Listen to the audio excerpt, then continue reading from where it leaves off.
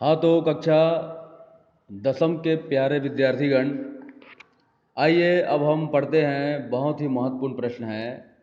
उदाहरण 7। एक शंकु के आकार के तंबू में 65 पाई वर्ग मीटर कपड़ा लगा हुआ है। तंबू की तिर्यक ऊंचाई 13 मीटर है, तो ऊंचाई और त्रिज्या को ज्ञात करना है।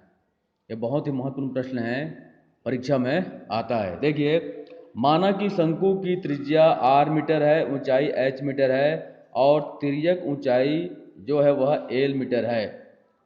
दिया है शंकु की तिर्यक ऊंचाई l बराबर 13 मीटर।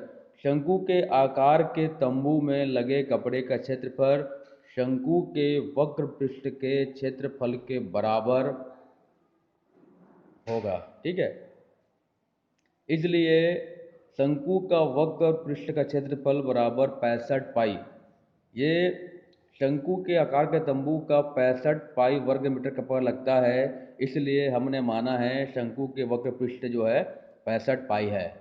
ठीक है, अब हम जानते हैं वक्र पृष्ठ का सूत्र होता है पाई आर एल। वक्र पृष्ठ का सूत्र होता है पाई आर एल बराबर 65 पाई। तो r बराबर क्या हो जाएगा? 65 पाई बटे पाई एल। अब क्या होगा, ये जो पाई पाई है ये कट जाएगा, ये पाई और पाई आपस में कट जाएगा और हमको प्राप्त हो जाएगा 65 बटे एल, और एल का मान 13 है। एल क्या है? तिर्यक ऊंचाई है और एल का मान है 13 मीटर, इसलिए यहाँ पर हो गया है r बराबर 65 बटे 13। ठीक है, अब तिर्यक ऊंचाई एल बराबर √h वर्ग धन r वर्ग। तो सूत्र होता है, हम सब जानते हैं, शंकु के तिर्यक ऊंचाई का जो सूत्र होता है एल बराबर √h वर्ग धन r वर्ग। ठीक है, तो यहाँ पास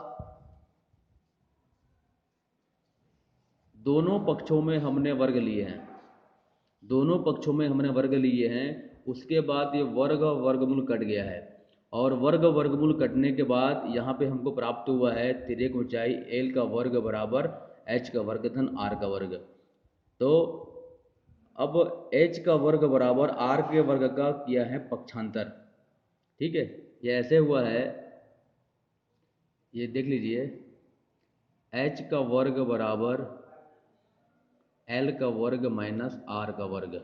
मतलब ये जो r का वर्ग है उसको उधर पक्षांतर किए हैं, तब हमको प्राप्त हुआ है h का वर्ग बराबर l का वर्ग ऋण r का वर्ग। तो इस प्रकार l का वर्ग ऋण r का वर्ग इस प्रकार से प्राप्त हुआ है। अब l का मान 13 है, तो 13 का वर्ग, और r का मान 5 है, r का मान जो है 5 है, ये हमने निकाले हैं। त्रिज्या हमने निकाले हैं r बराबर 5 मीटर, इसलिए यहाँ पर हम r का मान रखे हैं 5। तो 13 का वर्ग होता है 169। ठीक है, 13 का वर्ग होता है 169 और 5 का वर्ग होता है 25। तो 169 में 25 जब घटेगा तो हमको प्राप्त हो जाएगा 144। ठीक है, अब ये इस प्रकार से होगा,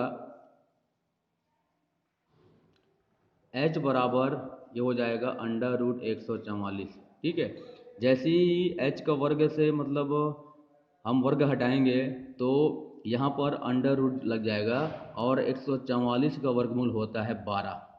कितना होता है? 12। अतः h बराबर हमको प्राप्त हुआ है 12 मीटर। ठीक है, इस प्रकार शंकु के आधार के तंबू की त्रिज्या 5 मीटर और ऊंचाई 12 मीटर हमको प्राप्त हुआ है।